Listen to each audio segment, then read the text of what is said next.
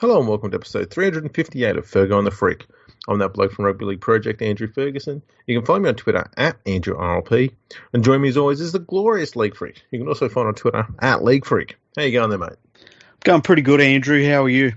Yeah, not too bad. I can't complain. I've been taxed and vaxxed this weekend.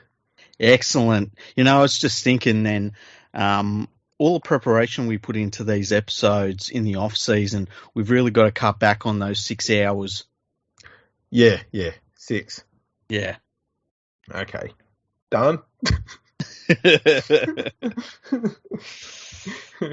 think I had it down to about 16 minutes. If that. Been a big weekend of rugby league action. Yeah, mostly by the journos. Yeah, there's not been much happening on this side of the world, has there? No. A lot of rumours, a lot of innuendo, a lot of defending shitty articles. Yeah, that's been entertaining. Let's be honest. Yeah, it has been. But we'll get down to it because we're talking elite level players here that are involved here. Yeah. So there's been rumours going on for the best part of the last few months anyway about Mitchell Pearce and that he could be leaving the Knights. Mm-hmm. And it kind of got sped up a bit when what's his name from the Cowboys came down. You know his name. That you're asking me the player's name? Yeah. I can see his face. Yeah, that's about it. Yeah. Young fella, looks like he's 12. He's not Matt Drinkwater. No, Matt Daylight. Matt Daylight. It's not him either. Jake Clifford, that's him. Jake Clifford, that's him. He actually come down to there, and he started playing really well for them, started taking over at the halfback role. Yeah. And pretty good. An actual playmaker in the halves, which is good to see for a change. Yeah, it was nice. And it sort of escalated this talk that Mitchell Pearce is on the way out. And he was being linked to a bunch of clubs, pretty much nearly all of them that didn't have a halfback, which was nearly all of them. But it's kind of led into this rumour that's happened this week, and that is Luke Brooks might be going to the Knights. Now, the interesting thing before we went any further into this was that I've got a feeling it might have been 24 hours later, there was talk that Luke Brooks could be doing a player swap with someone from the Bulldogs. I went, hang on. As soon as Brooks gets mentioned being linked with two clubs, I automatically go, both of these stories are now bullshit. Well, Mitchell Pearce, my understanding is he's been linked to a move to the Catalan Dragons. Correct. To replace James Maloney. Now, I think that he might do pretty well over there in Super League. You never know. It doesn't take much to be a star in Super League. But then that would open up the place in Newcastle. Brooks going to the Knights. The first thing that I thought was that about 72 hours earlier, you had pretty much all and sundry at the West Tigers saying that he was pretty much a West Tiger for life. Well, I mean, we've seen not just this year, but last year and the year before even, that Chairman Lee and Captain Potato, sounds like a Marvel failed comic, really, that does. I'll tell you what, though, it might be failed, but I still want to see it. I know, right? You got this. They had these stories out all the time about how they had no intentions of letting Luke Brooks go, and that they'd be willing to have him at the club for pretty much until he died. And even then, they'd probably sign his corpse up for another 6 years afterwards, just to be on the safe side, because that's what they do. Yep. So to hear these stories having him linked elsewhere, I went, yeah, you know what? I just when he was first linked to the Knights, I've gone, there might be something in this. But when he was linked to the Bulldogs, just 24 hours later, I've gone, okay, I now know it's crap. Look, these journos are just throwing stories out there hoping something sticks, because there's no fact behind any of this. Because if there was any fact behind the move to the Knights, they'd stick with it. But they didn't. Yeah. Okay, that one didn't stick. Let's just link him with another club. Bam. And then that didn't stick. And then Tim Sheens has come out and he's gone, you're all just making shit up. Yeah, especially when you looked at who the main writer was behind these rumours, who famously a couple of years ago, a Manly Seagulls forum set, they thought he was getting news from their forum. So they set him up, and they made a fake rumor, and then he printed it a couple of days later, so they got him. So when I saw who had written it, I was like, "Oh, this sounds like bullshit." Yeah, that's right. I will say too that he's not the only one that's had that little play put on against them. True. But that's a chat for another time. I think we could do a whole episode on journos being shit. As we've not touched on that yet. No. I think we've gone to mention it a couple of times in the past, but I think we've just skimmed over the whole. We've played it safe. We've done the straight bat. We've played it safe. Yeah. We might do that if we get bored in the off season. Mm-hmm. So it's been pretty clear that Luke Brooks is going nowhere. Yes. Mitchell Pearce is probably likely to be going over to Catalan.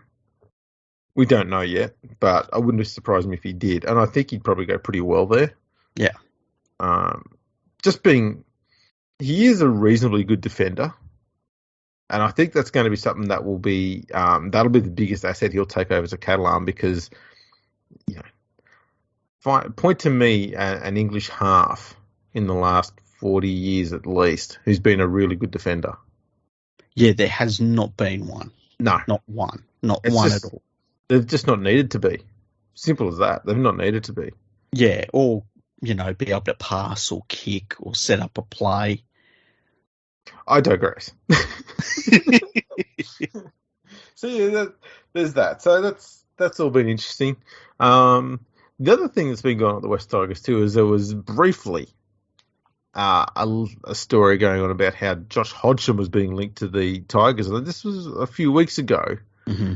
But I think it was this week, it got poo-pooed when Tom Starling was apparently in trouble again or was just in trouble with a previous incident or whatever. And the Raiders have pretty much said, we're not letting Hodgson go because we might need him in case Starling, I don't know, gets in trouble or some shit.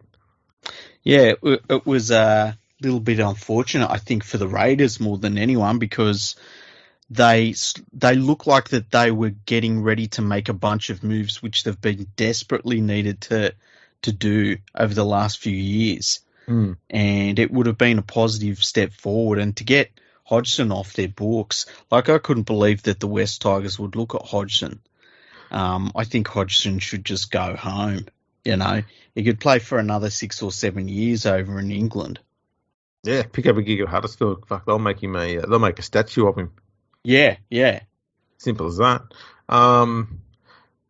So the one thing it's brought to my mind, which hasn't been discussed by anyone anywhere, mm-hmm. is the fact that the Tigers have now been linked to two old players they should not be looking at all in Mitch Pearce and Josh Hodgson. Neither of which would bring anything of any value to the club long term. Other one. Sorry. I was going to say, and barely anything more than what they've currently got in the short term. Well, the other player they've been linked to is Api Coruscant from the Penrith Panthers. And that, to me, feels like the Panthers looking to get out from Coruscant's contract more than anything else. Because I think Coruscant this year had a pretty average season. I think the season before he was much, much better. But I think that he got one too many injuries last year.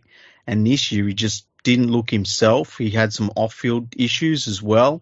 And, they're going to have to clear some salary cap space if they're going to keep all of their stars in that premiership winner team. And it just seems like a position that they can do that in, considering how he played. I think Coruscant wouldn't be too bad for the Tigers, but he's not exactly a star signing. He's very much a West Tigers signing. Another club wants rid of a player, so they'd pick him up in November or something. Yeah, the problem with the Coruscant signing and why I don't think it'll happen is he's under the age of 35. Yeah, that's a good point. He's a bit sprightly. He's not in his Matthew Johns prime yet. Yeah, he hasn't hit the prime and then gone past it, and then the Tigers go, At least Josh Hodgson looks like he's 37. Yeah, well, he has done for the best part of the last 18 years. Exactly. How do the Poms do that, hey? How do they get to be like 25 and then they go on to 37? I can only put it down to gravy. It's got to be the gravy. The gravy just, it takes all of the goodness out of your body, makes you go bald, and then Old. keeps you old straight away. Keeps you old. It's like when you drink out of the wrong Holy Grail.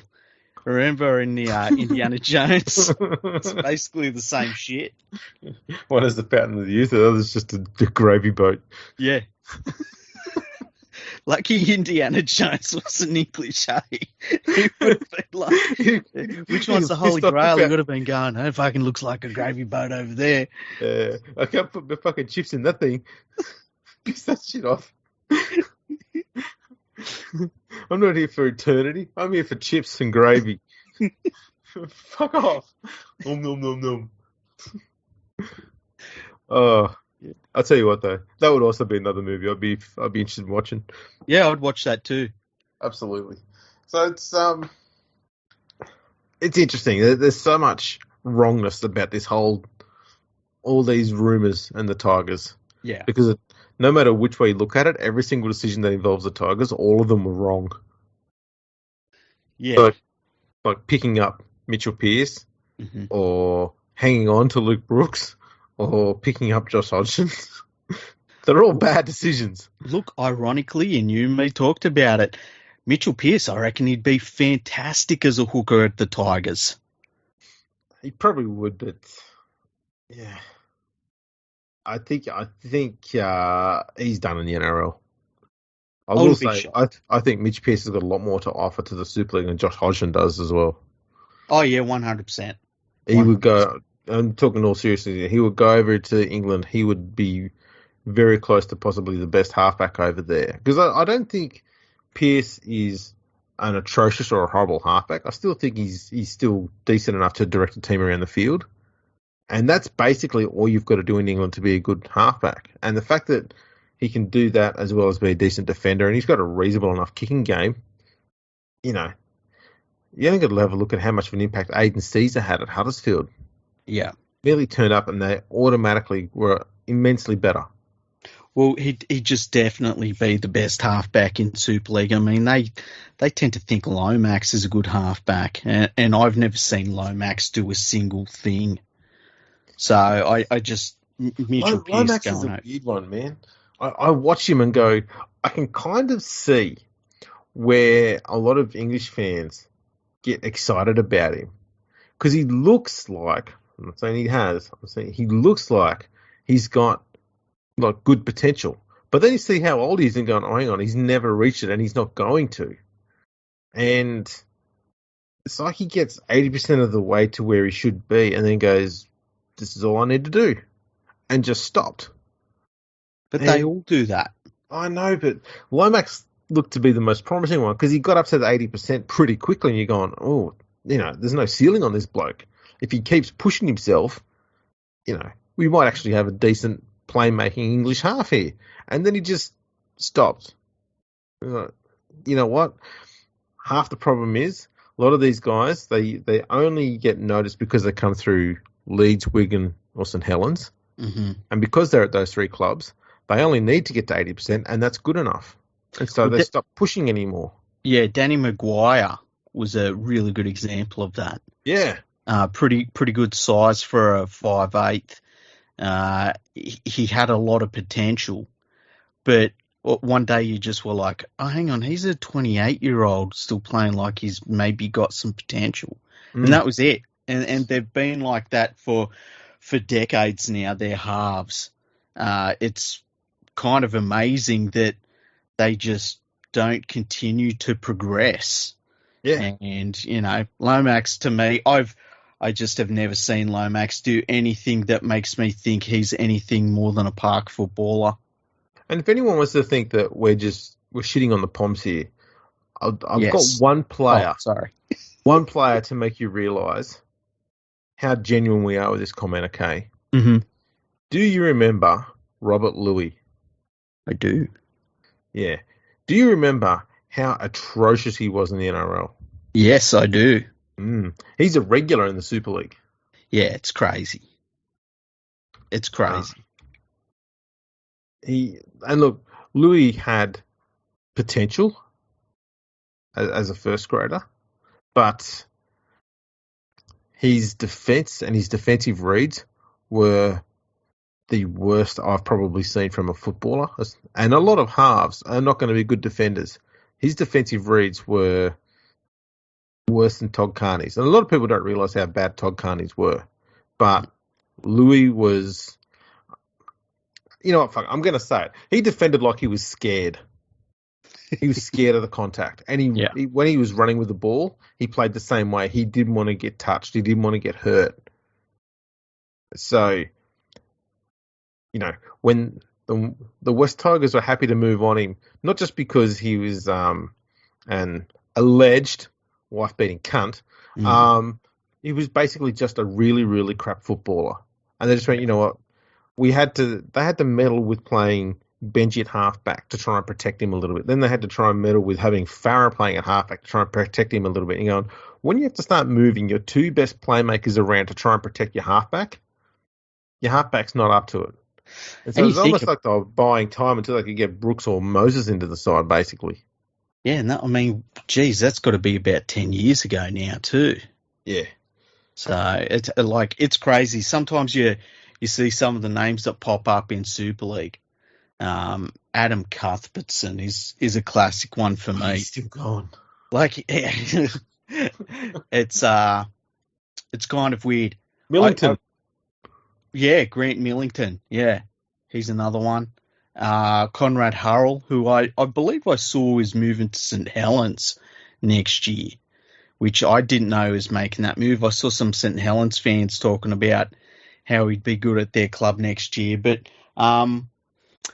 Super League is in a pretty bad state at the moment, which I guess we should talk about the test match that was played last night between France and England. Yeah, I mean, let's be honest.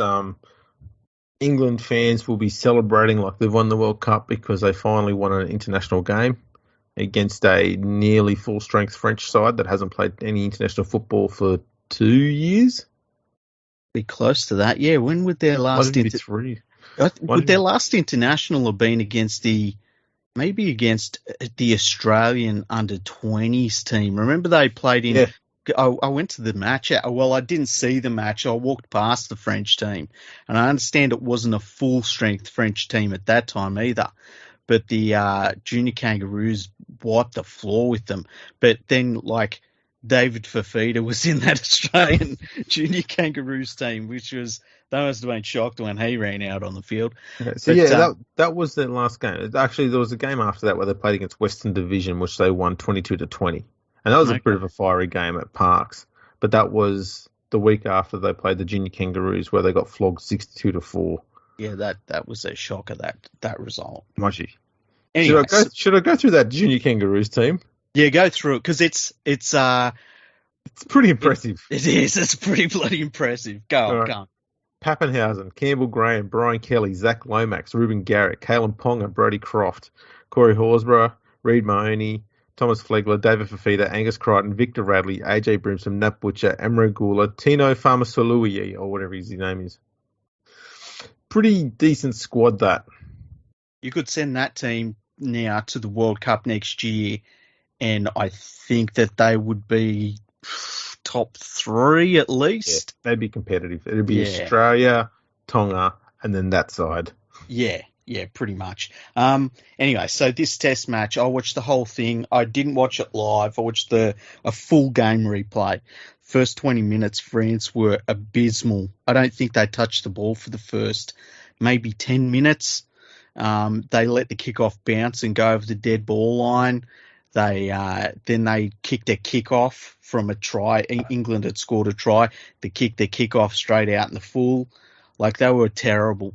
Their defence out wide was all over the place. And in the first 20 minutes, England was scoring a point a minute. You wondered where this was going to end up. And then the game sort of settled down.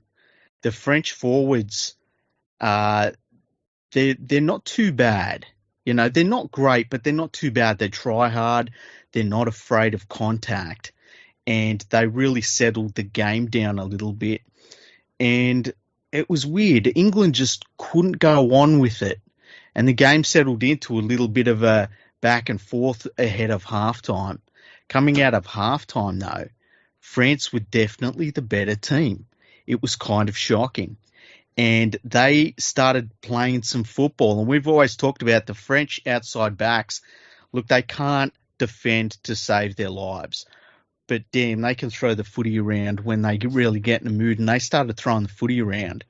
And I tell you what, in this game, at one point they were winning the second half quite comfortably. And if a couple of things had gone their way, they would have really made a game of this. There was a obstruction call which was 50-50 at one point, which at the end of it, France had scored an amazing try. But there was an obstruction play in there that was close. And there were just a couple of things just went against them.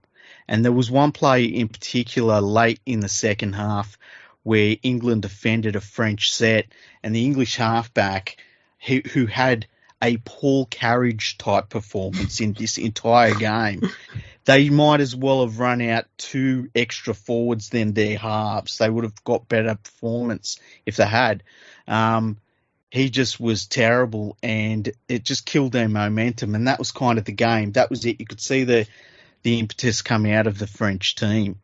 And then they went back and forth, scored a try each, and that was it. It was game over. But this was a game that early on I thought England is going to score 60. I didn't think that would be good for them. I thought the France were going to be humiliated at home, but it didn't play out like that. And I think that there was a lot that the French can look at and say, we were terrible in these areas of the game. There was a lot of things I thought about with French Rugby League that I think they need an elite junior academy, and one that is coached by Australians, and one that gets their junior teams coming over to Australia whenever they can and playing our elite juniors, because there were just certain things that, their defensive style and some of their defensive instincts were wrong. And as for England, I mean, they didn't really have any excuses, and they looked pretty pedestrian at times.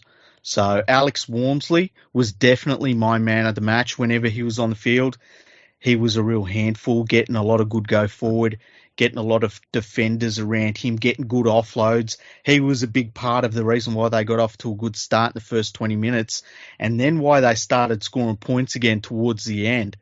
But there were a lot of English players that were very, very average in this game. And it's been a bit of a problem too, because, I mean, it's not like this is a one-off poor performance for England. Yeah. They've had quite a few now for quite a few years. And, I mean, I've only seen some of the highlights, which is basically just the point-scoring plays. Mm-hmm. But you look at it and you just know that England, by all rights, should have put away this French team, especially given the start they had.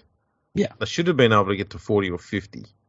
Because if you put on 20 points in 15, 20 minutes, you got an hour to score another 4 or 5 tries against a team that's already on the back foot. That's not out of the question. And they seem to just go, that's enough. Well, I don't even think they did that. I just think that they lack the ability to go to the next level. And the French, there's an aspect of the French which reminds me a bit of the Papua New Guineans, and that is, it doesn't matter what the scoreline is, they never fucking stop coming. Well, their forwards in particular, and they've got some handy forwards, some guys that you look at and you're like, man, if you could get them into an NRL squad with the team that's willing to put a couple of seasons of effort into them, they'd be handy players in the NRL. And England has a problem in that they tend to play the set and that's it. Like they're not looking for what they're going to do after this set. Exactly. There's no idea of what they're going to do with their kicking game. They sort of just play what's in front of them. They're like a dog chasing a car. If they get it, they don't know what they're going to do with it. They're just chasing the car. So well, it's like their every set halves has to end with points. Otherwise, we have to just start all over again. yeah, exactly. That's They're not thinking to themselves, let's get France down on their own line and defend and just keep pressure on them until they make a mistake. It's just you sort of, well, this is the play that we're doing now. Their set plays were non-existent, really. They were just going side to side. They didn't get much out of dummy half. They didn't get much out of their halves. Their forwards were pretty solid, but so were France's. And, it really come down to that shocking start by France. And I can't stress how bad France were in that first 20 minutes. Like, some of their players I was looking at and thinking, how is this guy even a rugby league player? It was like they'd just been taught the game last week. Yeah. It's there wasn't much you could take out of it for anyone, but I think France could probably take a little bit more out of it than England could. I think for England, there's no positives out of that, other than the fact that on the scorecard they got a win. But I think they've gone backwards from that shambolic game that they created, where they created their own opposition and lost that game against the combined team earlier this year. Yeah, and they were saying in the commentary in between calling all of their players world class, which, as I said on Twitter, no one else says that in the whole rugby league play. Like, no one in Tonga's going like, oh, Jason Taumalolo's world class. It's like, what the fuck are you talking about, But it's almost like they're trying to convince themselves. It really is. And they say it enough times and loud enough, it might actually catch on. Well, they were talking about Tommy Mackinson, and they were like, there were some Australian judges that didn't really believe he should have been the Golden Boot winner, but Wayne Bennett said he's a quality player, and Wayne Bennett's a really good coach, and it's like, if they say it enough times, maybe it'll stick. But, look, they were pushing that they're going to be playing that made-up team that they'll select to play against next year. This England team really needs to play France a bunch of times, because this French team is their level. Yeah. Like, they're not above France. That's their level. Like, Yeah. I was watching the game thinking, is this any more or less competitive than when Australia plays New Zealand mid-season sometimes? It's not really. Like, Australia puts one on New Zealand quite often when we play them in mid-season tests. And it was a similar sort of thing in this game. Yeah, I think too that's more of an indication of how far England has fallen, and not so much about how poor France is. I don't actually think France has fallen. I think they're steadily moving up, but England have fallen a long way down, and not just recently. It's been going on for quite a while. Because I think the gap between England and Australia, New Zealand, Tonga especially, is a chasm. Yeah, and we saw that when Great Britain toured down under, and they didn't win a game. They lost to PNG, and that wasn't a fluke. No, not at all. They were completely decimated on the field, and PNG beat them not even through a skillful game plan, just through effort. Yeah. Yeah, and they were all over them, and I think the sooner the English Rugby League starts patting itself on the back and telling itself how good it is, the better. And I've always said that. The players that come over to the NRL and do really well are the ones that come over with no ego, and they say, I'm going to start a career here.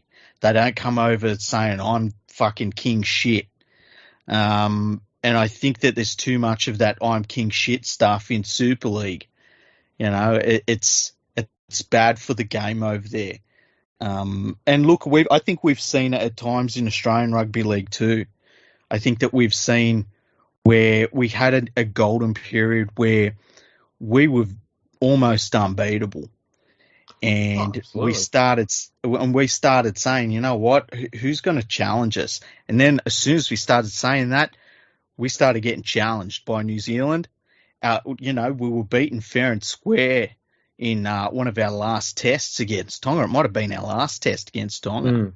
Yeah. And look, that the rugby league world is changing, and I don't see those changes reflected in English rugby league.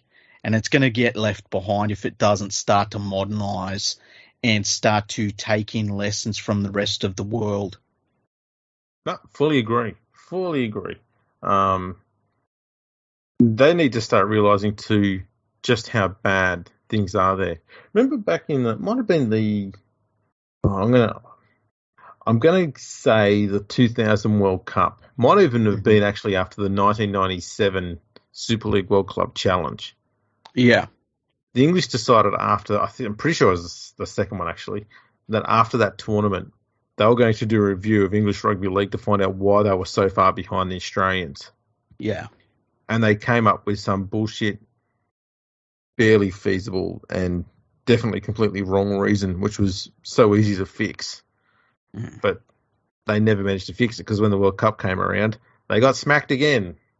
Yeah.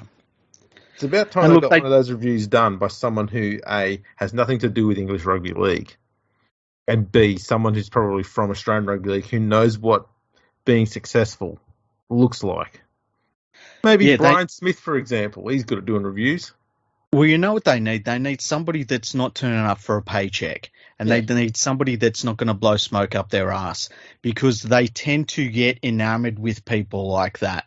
You know, Wayne Bennett turned up for a paycheck, and that's fair enough. He's a professional coach. But they also get enamored with people like a Sean McRae, who have, you know, a 20-year career there because he keeps telling them how wonderful they all are, and they love being told that by people with accents like ours. There's a lot of changes they need to make from junior rugby league there right the way through. And you could write down 1,000 points that they need to do. Like, it needs to be a gigantic, wide-ranging change that they need to make to their game. But I don't think they'd be willing to implement any of it. They don't like change. They just want to stand pat and, you know, pretty much. And it's not everyone.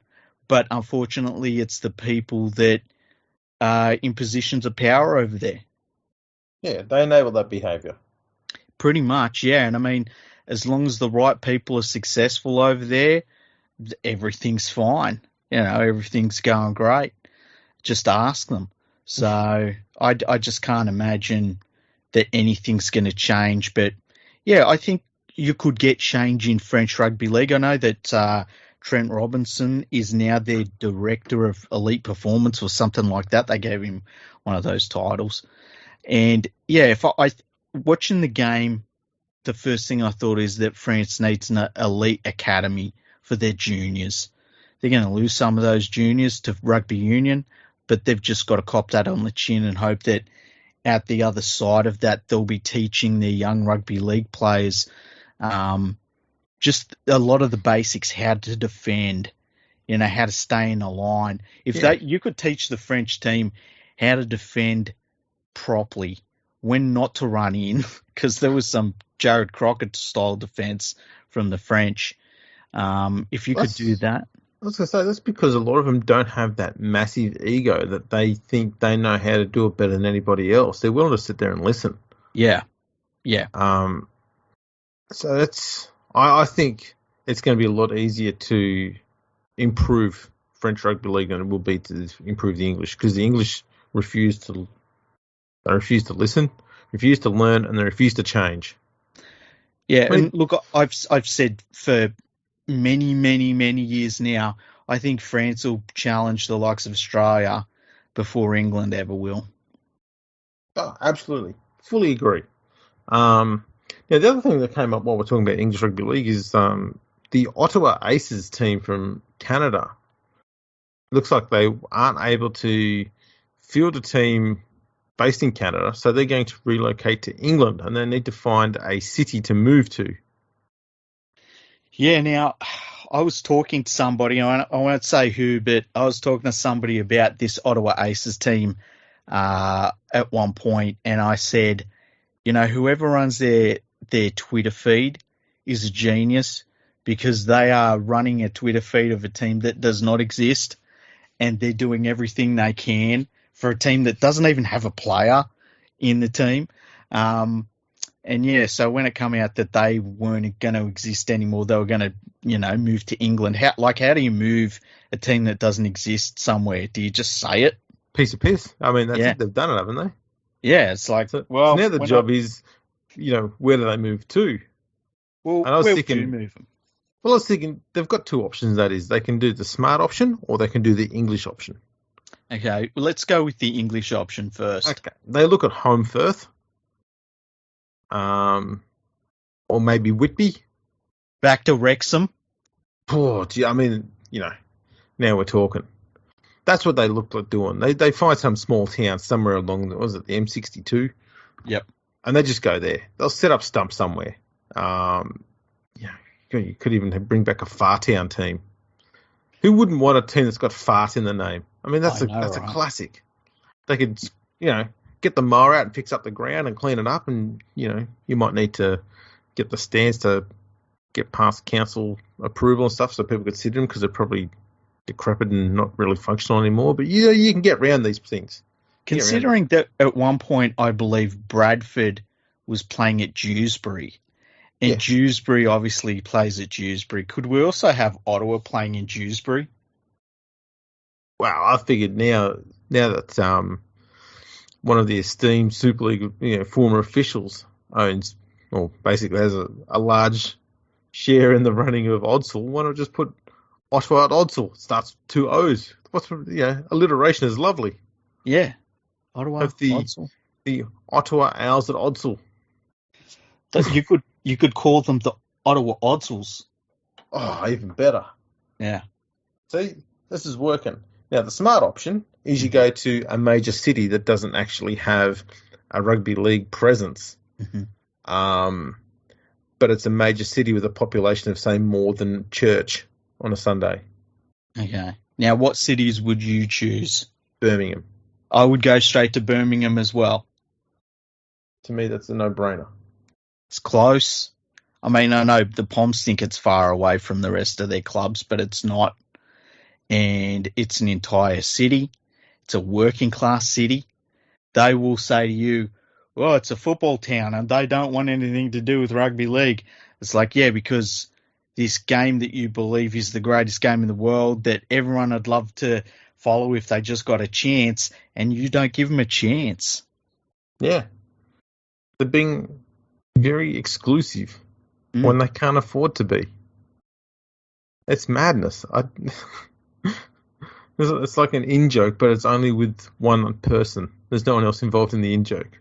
They're just sitting in the corner giggling to themselves. Look, there are people that would be happy for rugby league in the UK to be like one of those sports that you'd end up seeing on, remember that old TV show called Amazing Games, where they would, tell you about Greek fucking oil wrestling and handball and korfball and shit like that. And there's this weird little rugby game in the north of England they call Rugby League, and it's only played between tiny little towns. Like, there's people that would love that.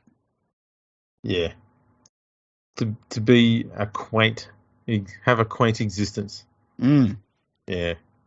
Yeah. That's kind of the ballpark they're looking at. Bunch of flat cappers, they call them. And I'd go to Birmingham. I'd change the name of the team. I don't know what I'd call them.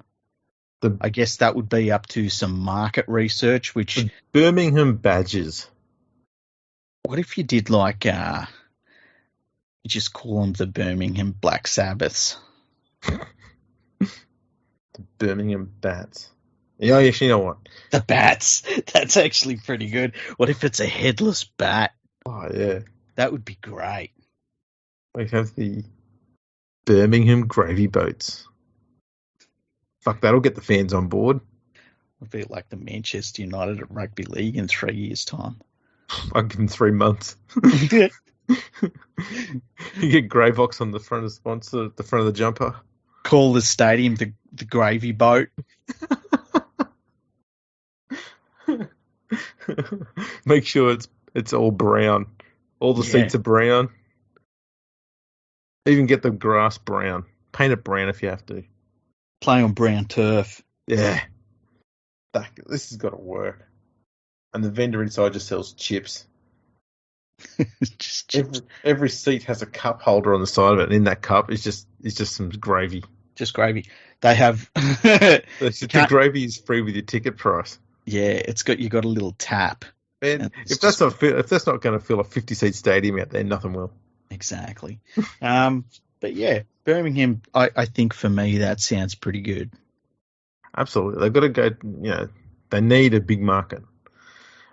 It's dying out for it.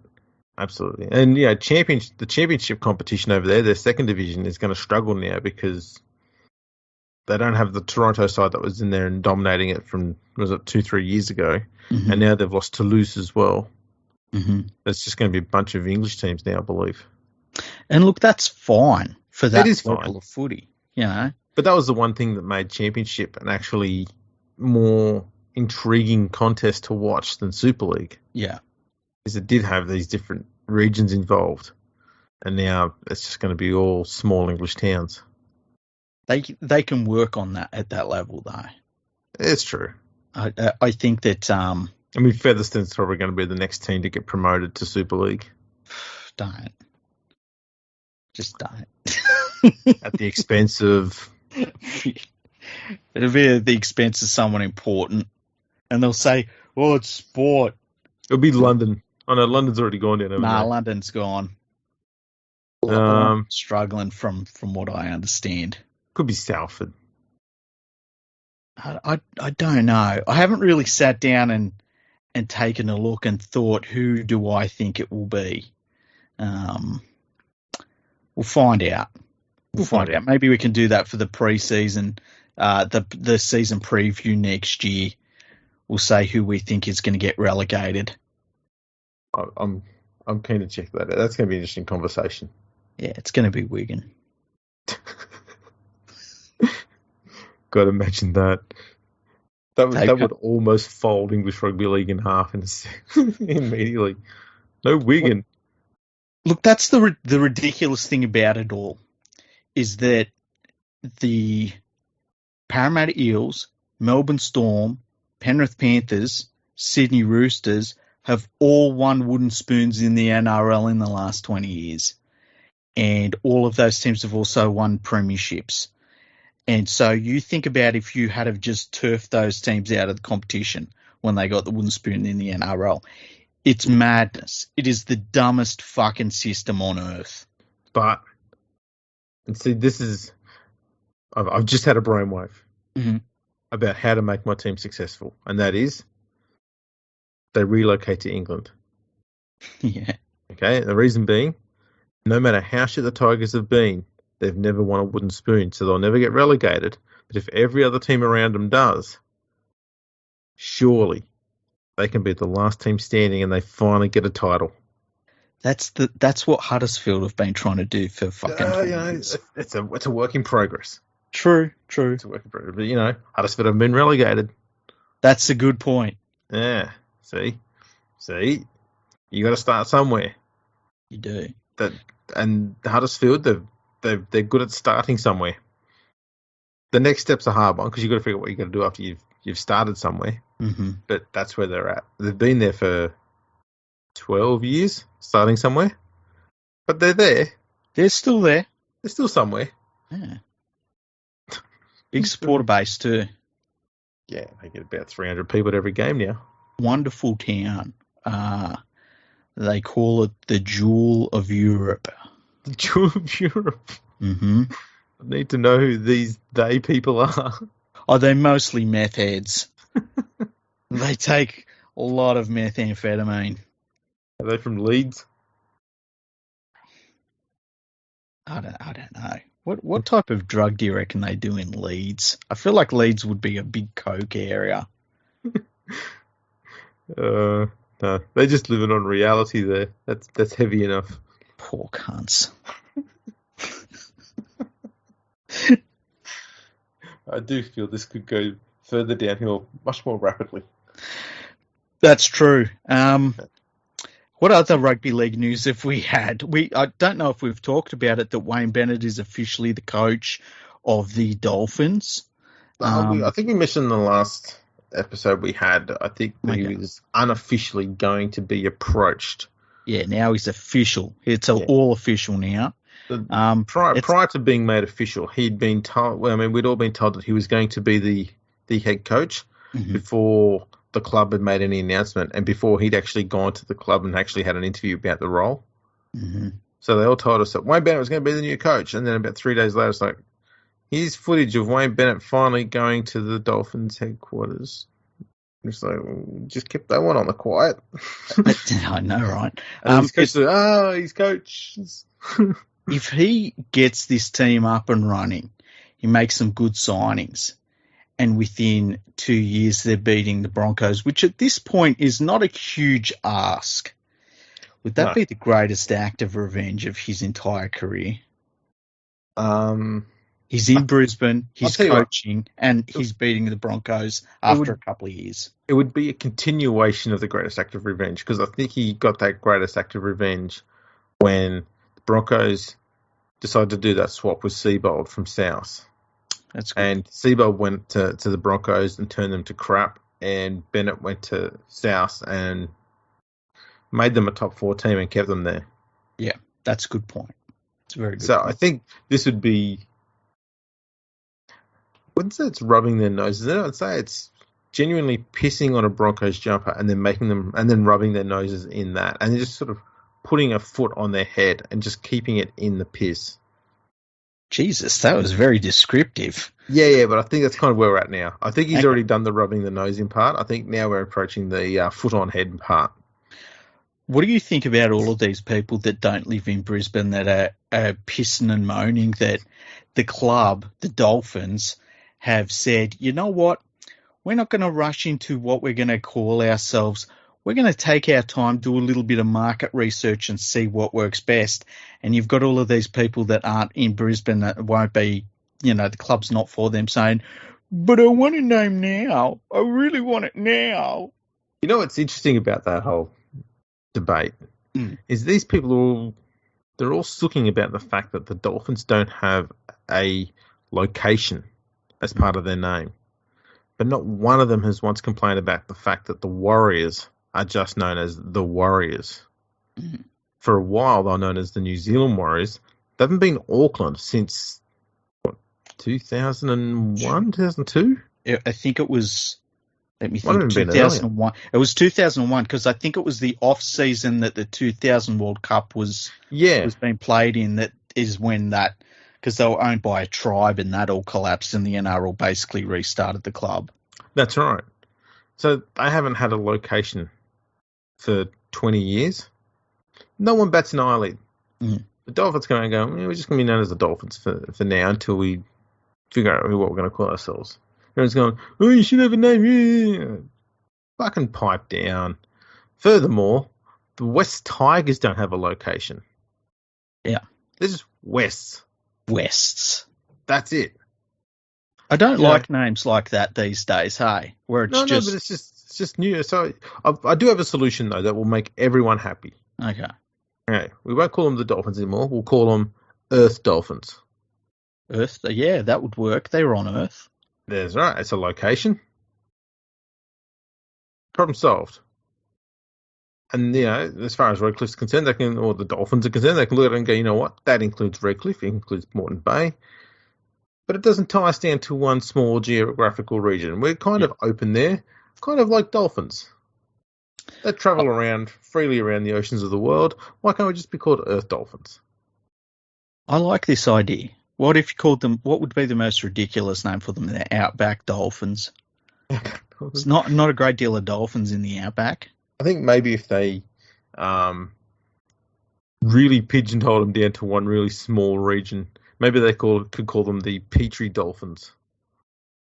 What's Petrie? Where's Petrie? That's a Brisbane train station suburb sort of thing. All right. Is that like that small area in the northern suburbs? Is that like Clyde, which is basically just a train station in Sydney? Kind of. Petrie's known for, its train station, obviously. And the train line has a small bend as you head north. Mm. And on more than one occasion, if a train goes through that station, an express train goes through that station a bit too quick, it can come off the rails there. Oh, really? Yeah. And that's a handy euphemism to know about if their season goes poorly. Yeah. The old Petrie Dolphins have come off the rails. It's off the rails. I'm already doing the work for the media as it is. Just and we know going they back, listen, so start pushing that barrier, you fucking idiots. just going back a little bit, teams that have names like Wests or like, say it's North Sydney, you know where it is. It is the northern side of Sydney. But when it's just something like Wests, like it becomes a bit of a problem for me. Yeah, well, see, the thing is, with the West Tigers and kind of like the Warriors, because of where they come from, not location-wise, but where the team has come from. So the Warriors have emanated from Auckland Warriors. So people just go, okay, they're called the Warriors, but we kind of just assume they're Auckland. Yeah. And the West Tigers, they go, well, it's Western Suburbs. We just assume it's Western Suburbs Sydney. So that's kind of what goes on there. But just because there's that past connotation doesn't mean that that's factual and that's what it is. Yeah. People just attach that on there to justify not worrying about that, but giving a shit about the Dolphins not having a location attached to it. How would you feel if the Tigers in their new era decided to change their name to the West Sydney Tigers? Fine. Yeah. Wouldn't care. This is the thing I don't get about all these complaints. It means fucking nothing. Yeah, and I think that was proven by this season where all of our teams relocated. Yeah, look, if Penrith come out and said, look, due to whatever circumstances, we're now going to change ourselves to the Kingswood Panthers, I think people would really give a shit. Are you still wearing the same colours? Yeah. Are you still playing the same venue? Yeah. You still got the same players? Yeah. Fine. I don't give a fuck. Yeah, and look, I've said in the past, if they decided... The thing about Penrith Panthers is it works really well.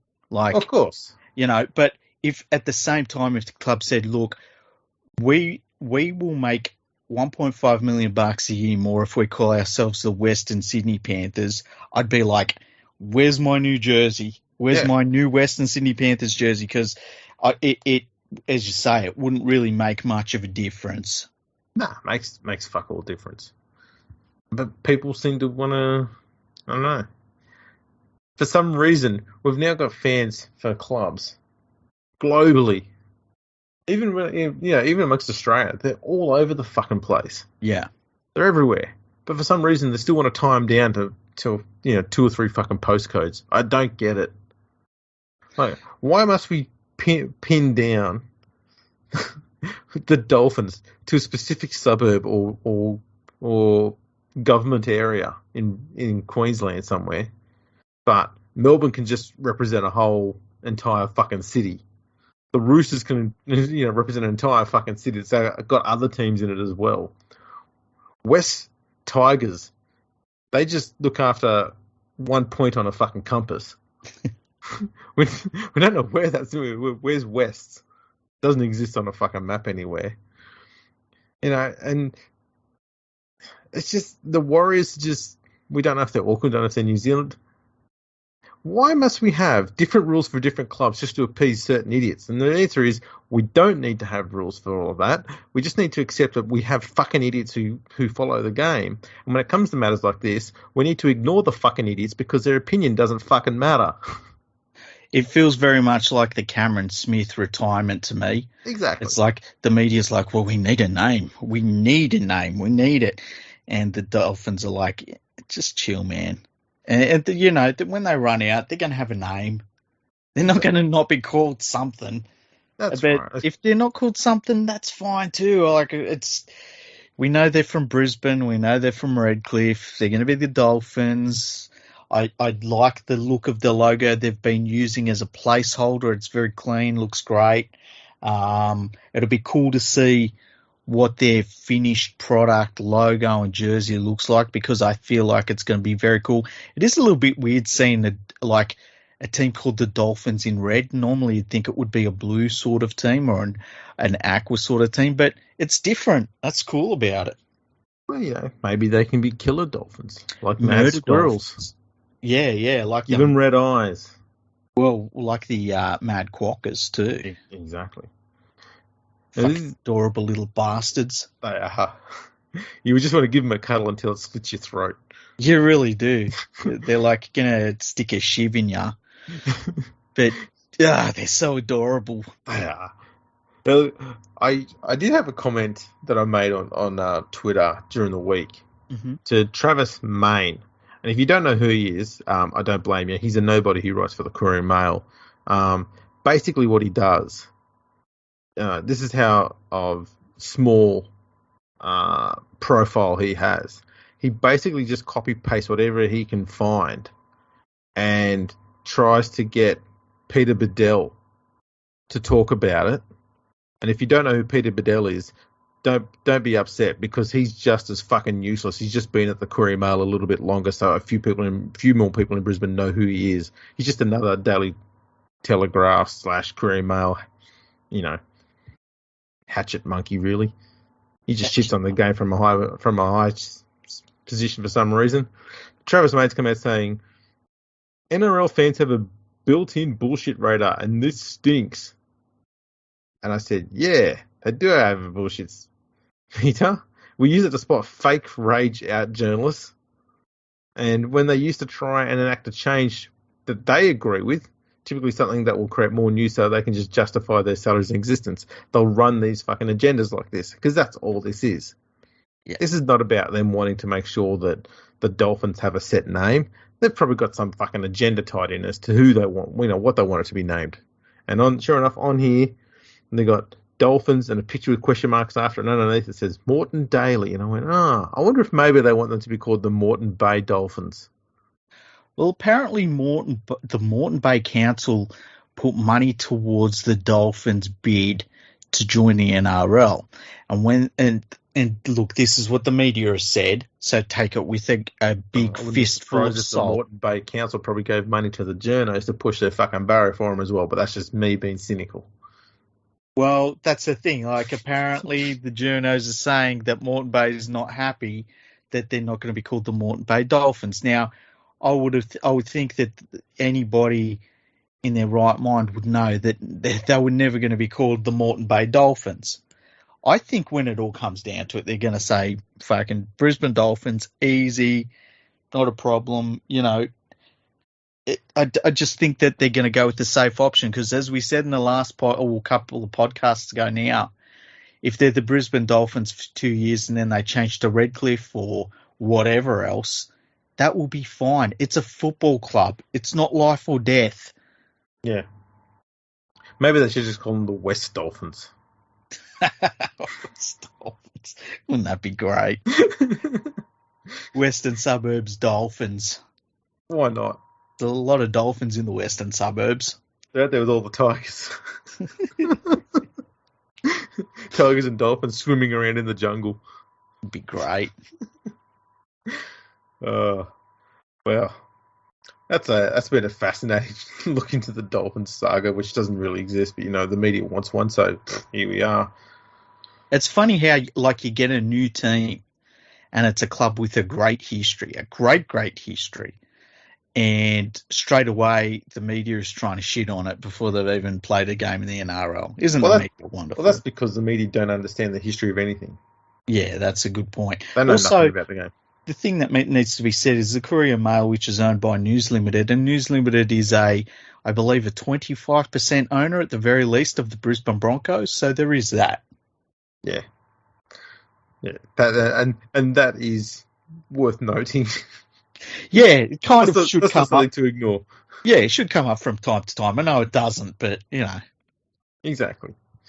Now, I do have a stat. Okay. Now that Wayne Bennett's been named the coach of the Petrie Dolphins, yes. That will make Wayne Bennett the first ever coach in the Australian competition. The top grade, yep. Yep. To coach two teams in their inaugural seasons. Oh, that's an interesting one. And that was a question that Wayne Shapiro asked. I might have looked into it. Yeah. The closest we had was Peter Sharp because he coached the Northern Eagles when they had their debut season. Mm-hmm. And then he coached Manly when they returned. or split out of the merger. But that doesn't really count. The other one would have been, that was close as well, was David Waite. He was the first coach of the St. George Illawarra Dragons, and he was the coach of the Knights. The Knights. In 1991, 3 years after they started. 90. Damn it. Who was the Knights' first coach? Fuck, that's a good question. Who was this? I have to have a look. Yeah.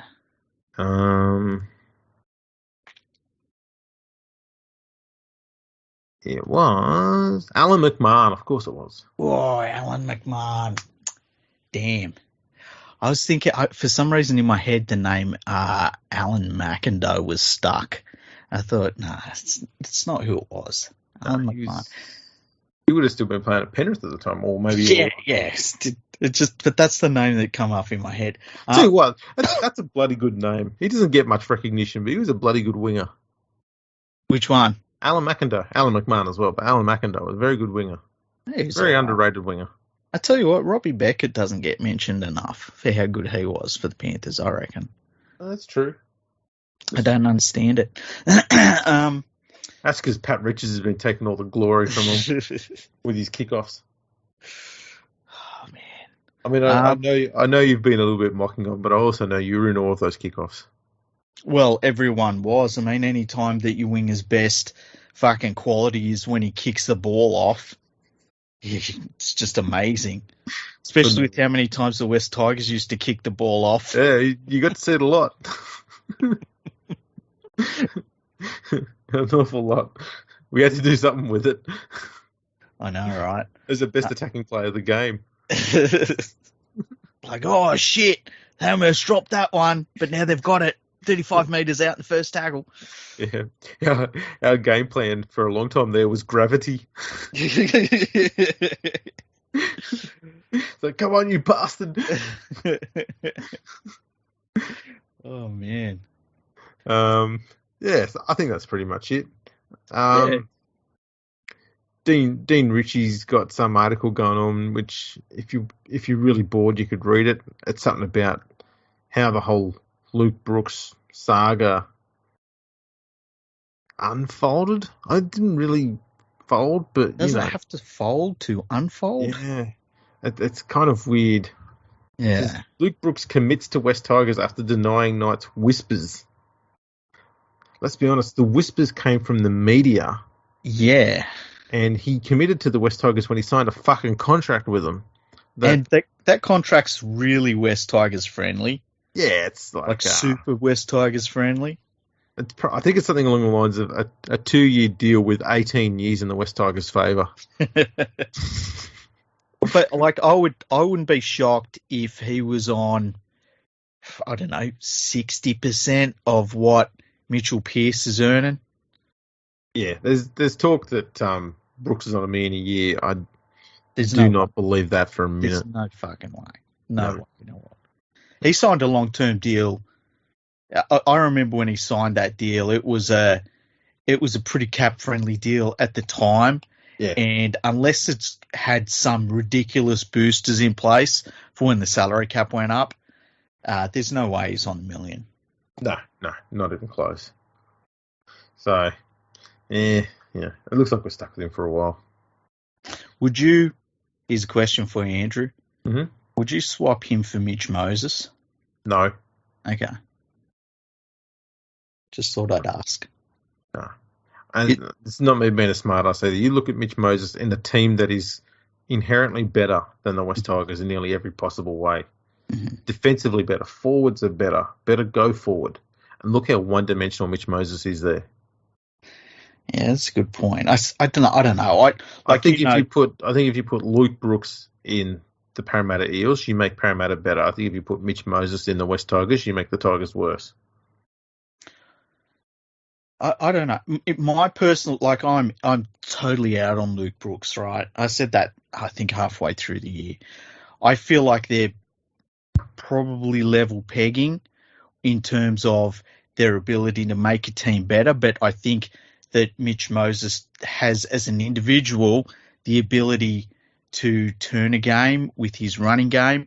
But, I mean, But his running game goes absent too often. And that's the thing. It's Brooks, theoretical. You know, Brooks it's like has a better running game. I like the idea of Mitch Moses Yeah. over Luke Brooks in terms of I think what if would you actually happen. I think it'd be just switching them, and I think you'd get the same results. No, I'm pretty certain if you switched him over, because Brooks is a more committed ball runner than Moses, you would have and we're not talking big differences here, but you would have a better performing Parramatta attack with Brooks at Parramatta. Moses gets very kick happy very quick. If he gets rushed once or twice in a game, he goes into his shell for 2 or 3 weeks. Yeah. Brooks doesn't. It's like Reagan Campbell-Gillard. You hear him a couple of times really early on in the game, he's gone. You don't see him again for the rest of the game. Yeah, and Moses has got more opportunity to shine and play more of his natural game and be more of a ball runner at Parramatta than what he will get at the West Tigers. And yet Brooks does more ball running, in my opinion, than what Moses does. Looking at it I think it's all bullshit. I think Richie wrote it. It says it all. But self-censor. If you look at say they're going to lose Mitchell Pearce at the Newcastle Knights, and that's a move we've talked that they've needed to make.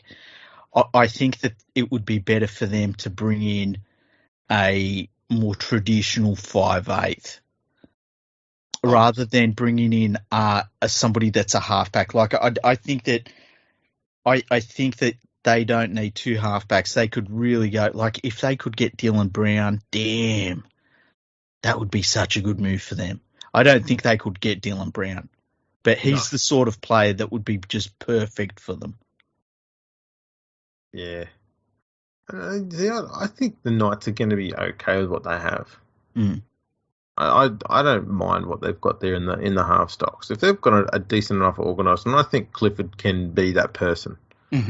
Yeah, you just need ball running playmakers around that. Like Kalen Ponga would be perfect as a 6. I prefer him as a fullback, to be honest, but he'd be fine as a number 6 there. Yeah, 100%. But then you've got to have a full-time fullback. I don't like any of their players as fullbacks to step in, but like then you would look around the rest of the league and maybe they could take Dylan Edwards. Hey, that'd be nice. Premiership running fullback, mate. He will not be cheap. Exactly. Don't worry. They've probably already said that to Justin Pascoe.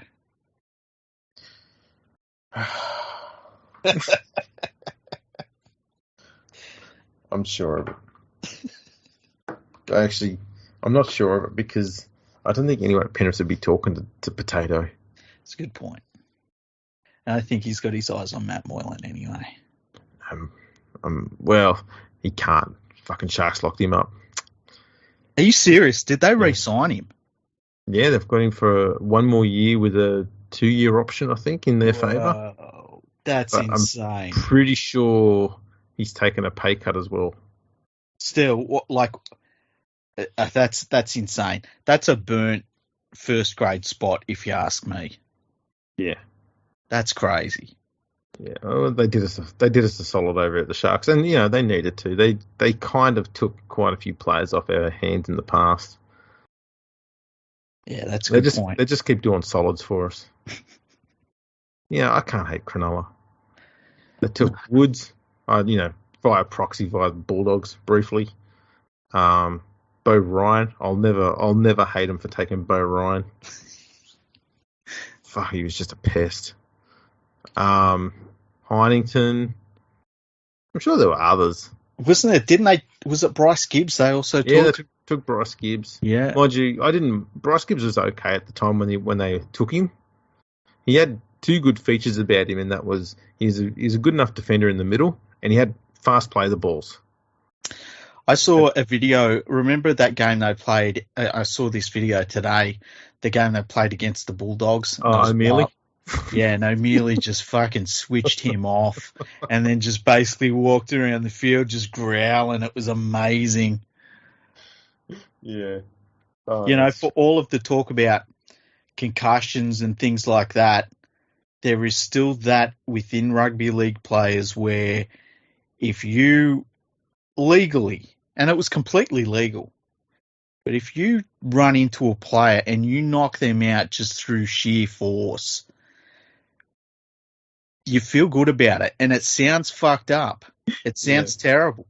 But that is part of that warrior thing within rugby league players. And that's a really good example of it, where you saw his teammates were high-fiving him and patting him on the back, and O'Mealy's like walking around growling after it and shit like that. It's that's why it's such a hard part to get out of the game, because, you know, O'Mealy wanted to turn him off, and Gibbs went into that tackle wanting to smash O'Mealy as well. And only one of them survived, unfortunately. But it's like when Chief Harrigan used to take on Mark Carroll, and they would just basically throw themselves at one another until one of them just got fucking turned off. It's something about rugby league players that they're fucking mad on some level. They are. Now, I feel like we probably need to wrap this one up, because I've got a little fella look like he's about to start waking up. Oh, jeez, is that what you call it? Yeah. Why not? All right. Well, listen, you know where to find us, and thanks for listening. So, I can do a proper outro. Okay. Why not? We're here. So make sure you tune in, check us out on socials at Twitter and Instagram at Fergo Freak Pod. We're on Facebook, LinkedIn, YouTube, MySpace. So check us out on all of those. Make sure you go to your podcast listening device and give us a 5-star rating and a review. And thanks for listening, I guess, and we'll catch you all next time.